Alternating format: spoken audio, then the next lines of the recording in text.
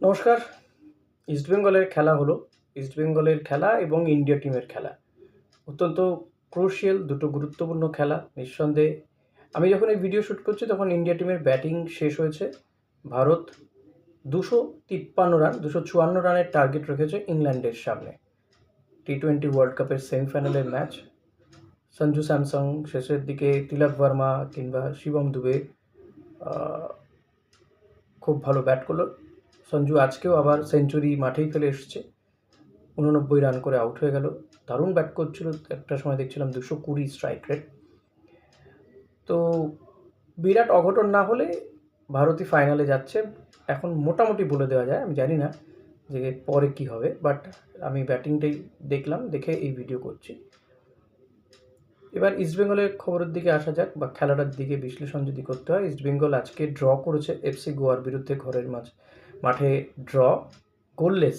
কোনো দলই গোল করতে পারেনি। তবে দুটো দলই গোল করার অনেক সুযোগ পেয়েছিল। এফসি গোয়া যদি ফার্স্ট হাফে মুহুর্মুহু তারা আক্রমণ শানায়, গোল করতে ব্যর্থ হয়। প্রভসুকান গিল খুব ভালো গোলকিপিং করেছে আজকে। ইস্টবেঙ্গল সেকেন্ড হাফে অনেক বেশি আক্রমণ করেছে, বাট গোল করতে পারেনি। অনেকগুলো শট গগনে গগনে হয়েছে। ইউসুফ ইসেজারি গোল করার মতন জায়গাতে একটা ছিল, সে গোল মিস করেছে। হেড যদি করতো বিপিন সিংয়ের ওই ক্রসটা, তাহলে হয়তো গোল এলেও আসতে পারতো। তার মতন প্লেয়ারের হঠাৎ কী হলো পরপর দুটো ম্যাচে গোল নেই, এটা যথেষ্ট আশঙ্কা বাড়ায়।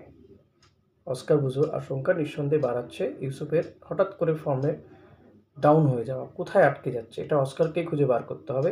তবে হ্যাঁ, আজকের ম্যাচে ড্র করে ইস্টবেঙ্গল কিন্তু লিগের লড়াইয়ে খানিকটা পিছিয়ে গেল, এটা বলা যেতে পারে। হার, তারপর আবার ড্র। 1 পয়েন্ট পেল, 1 পয়েন্ট পেয়ে এক ধাপ ওপরে উঠেছে, 4 নম্বরে এসছে। তেমনই 1 পয়েন্ট পেয়েছে এফসি গোয়াও, তার 8 পয়েন্ট হয়ে গেল। সব মিলিয়ে আজকের এই খেলা কোনোভাবেই আমার মনে হয় না সমর্থকদের আমার কারোরই মন ভরাতে পেরেছে। অতীব জঘন্য খেলা। কিছু ক্ষেত্রে মিগুয়েলকে বলবো, একা একা নিজের গোল করার একটা প্রচেষ্টা। অনেক সময় বল হয়তো মাইনাস করলে গোল হলেও হতে পারতো, কিন্তু কোথাও গিয়ে তাকে কিছু কিছু সময় স্বার্থপরের মতন মনে হচ্ছিলো। অতিরিক্ত বল পায়ে রাখার জন্য মাইনাস করতে পারছিল না, ফলত প্লেয়াররা, এফসি গোয়ার ফুটবলাররা এসে তার পায়ে থেকে বল নিয়ে চলে যাচ্ছিলো, সে পড়ে যাচ্ছিল কয়েকবার। এমনটা দেখা গেছে। রশিদ অন্য দিনের তুলনায় আজকে বেটার ফুটবল খেলেছে। সাউল ক্রেসপোর অভাব বুঝতে দেননি নাওরেম মহেশ, এবং গত ম্যাচের থেকে অ্যান্টনকে বেটার লেগেছে আজকে বলবো। তার মুভমেন্ট কিছু ভালো লেগেছে, তবে সেটা যথেষ্ট নয়। সেটা তো ম্যাচের ফলাফল দেখে বোঝা যাচ্ছে যে সেটা সাফিসিয়েন্ট নয়। গোল করতে হবে। গোল করার লোকের বড় অভাব। সে একই পুরনো রোগ ইস্টবেঙ্গলের চেপে বসছে। কোচের পর কোচ বদল হচ্ছে, ফুটবলার বদল হচ্ছে, কিন্তু এই রোগ কেন ইস্টবেঙ্গল দূর করতে পারছে না? এই বছর সিজনটা শুরু করলো ভালো, আইএসএল ভালো শুরু করেও সে আবার পিছনের দিকে যেতে চলেছে। তো সব মিলিয়ে বলতে গেলে নাওরেম এতদিন পরে মাঠে ফিরে কোথাও বুঝতে দেয়নি, এটা যেমন ঠিক, তেমনই এডমুন্ডকে আজকে খুব বেশি মুভ করতে দেখা যায়নি, বরং বিপিনকে কিছুটা সক্রিয় লেগেছে। মিগুয়েল ঠিক আছে, বাট মিগুয়েলকেও দেখুন, মার্কিং তো করবে, ফুটবলারের কাজ সেখান থেকে বেরিয়ে গোল করা। নুঙ্গাকে অনেকদিন পর বেটার লাগলেও কি তার মধ্যে এই যে ফাউল করার একটা প্রবণতা, কার্ড দেখার একটা প্রবণতা, সেখান থেকে সে বেরোতে পেরেছে। কিন্তু আলটিমেটলি যেটা দরকার ম্যাচ জিততে গেলে, সেটা হচ্ছে গোল, সেটাই কেউ করতে পারলো না। অনেকগুলো অ্যাটাক হলো, দূরপাল্লার শট হলো। রশিদের একটা শট ঋত্বিক তিওয়ারি হাত দিয়ে রিসিভ করলো, মানে ফিস্ট করলো, সেটা বারে লেগে ফিরে এলো, ক্রস বারে লেগে, বাট সেটা গোল হয়ে যেতে পারতো। শটটা জোর ছিল।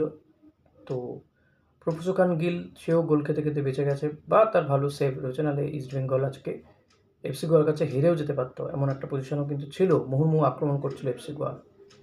এফসি গোয়ার ইন্ডিয়ান ফুটবলাররাও কিন্তু যথেষ্ট ভালো, মানে সেটা বোঝা গেছে আজকের ম্যাচ থেকে। সবথেকে বড় কথা হচ্ছে, আমি বারবার বলেছি যে মানালো মার্কোসের যে কোচিং, তার মতো কোচ, পোরখাওয়া কোচ ভারতীয় ফুটবলে তিনি তো অনেক দিন হলেই আছেন, আইএসএলে অনেক দিন ধরে কোচিং করাচ্ছেন।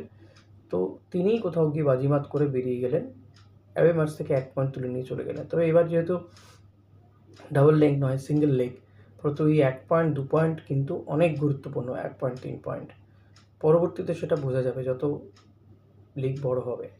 4টে ম্যাচ হয়ে গেল ইস্টবেঙ্গলের, আর 9টা ম্যাচ বাকি রয়েছে। অত লিগ এবার ইস্টবেঙ্গলের জন্য আরও কঠিন থেকে কঠিনতর হতে চলেছে। এই সময় যদি ইস্টবেঙ্গল আর ঘুরে দাঁড়াতে না পারে, কিছু বলার নেই। তাহলে এবারও সেই চ্যাম্পিয়ন হয়তো দূর, কোথায় গিয়ে দাঁড়াবে কেউ জানে না। দেখুন, যেদিন সমালোচনা করার করতেই হবে, কিছু করার নেই। মোহনবাগানের মতন টিম যথেষ্ট ভালো খেলছে, ইস্টবেঙ্গলকে ভালো খেলতেই হবে।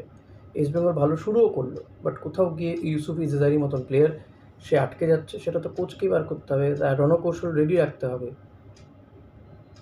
কেন কোচ অন্য কিছু ভাবছে না আমি জানি না, বা তার রসত্ব রয়েছে, অ্যান্টনের মতন প্লেয়ারকে নিয়েছে কী করতে। এই প্রশ্নগুলো উঠবে আগামী দিনে। আমি বলবো এই প্রশ্নগুলোর উত্তর অস্কারকেই খুঁজতে হবে। মাত্র 2 জন বিদেশি নিয়ে এফসি গোয়া বরং অনেক ভালো খেলেছে, অনেক ভালো ফুটবল খেলেছে। ইস্টবেঙ্গল সেকেন্ড হাফটা অনেক অ্যাটাক করেছিল, বাট তারা ব্রেক করতে পারলো না, গোল করতে পারলো না। গোলটা করার ভীষণ দরকার ছিল, এই ম্যাচটা জেতার দরকার ছিল। আমরা ভেবেছিলাম যে ইস্টবেঙ্গল হয়তো ফর্মে ফিরবে, একটা ম্যাচ হেরে কোথাও গিয়ে একটা শিক্ষা নেবে। তবে শিক্ষা কি সত্যিই নিতে পেরেছেন অস্কার ব্রুজো? এটা আমার একটা বড় সন্দেহ। অস্কার কি সত্যিই শিক্ষা নিতে পারলেন গত ম্যাচ থেকে?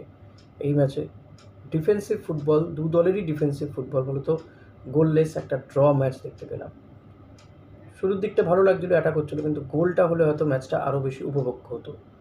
ভালো দর্শক গিয়েছিলেন, এই মানে বৃহস্পতিবারে মাঠে লোক হবে এটা ভাবা যায় না।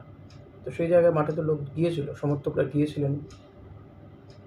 তো হতাশাজনক পারফরমেন্স আমি বলবো। এডমন্ডকে আজকে খুঁজে পাওয়া যায়নি খুব একটা। মিগুয়েলকে আমার কোথাও গিয়ে স্বার্থপরের মতো মনে হয়েছে। রশিদকে আগের দিনের তুলনায় বেটার, নুঙ্গা better, Rakib better, but overall striking force তারা গোল করতে পারেনি। ইউসুফ ইজাজারি গোল করার মতন জায়গাতে ছিল, কিন্তু গোল করতে পারলো না।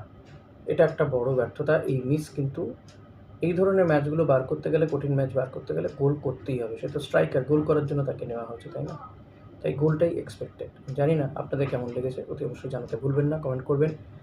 ভিডিওটা ভালো লাগলে লাইক করবেন, শেয়ার করবেন অনেক। আর আপনাদের জানি রাগ হচ্ছে, হতাশা জমছে, সেগুলো আমার কমেন্ট বক্সে এসে ঝেড়ে ফেলুন, শুধু গালাগাল করবেন না। Thank you.